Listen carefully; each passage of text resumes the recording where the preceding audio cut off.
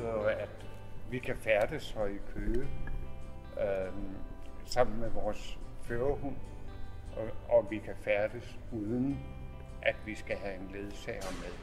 Det gør jo også, at vi har lyst til en gang imellem, og at vi tager nogle hyggeture herud til, altså ligesom de seende mennesker, at man ved, at tilgængeligheden er i orden, så vi kan komme ind forskellige steder med vores hunde, og vi kan også gå rundt og bruge de forskellige forretninger, fordi vi er jo glade for at støtte vores lille hyggelige by.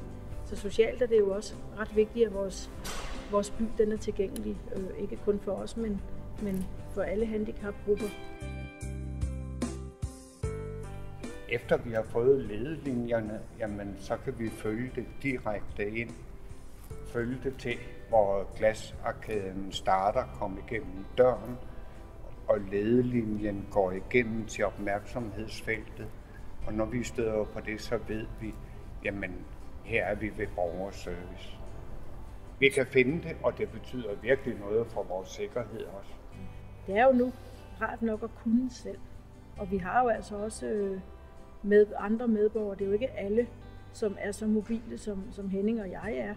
Så det betyder jo altså også noget for dem, som går med en stok, og som måske skal vende sig til at leve med et nedsat syn. Når de så får at vide, at de skal følge den her ledelinje hen til, hvor der går et opmærksomhedsfelt ind, at så ved de 100%, at så er de ved borgerservice.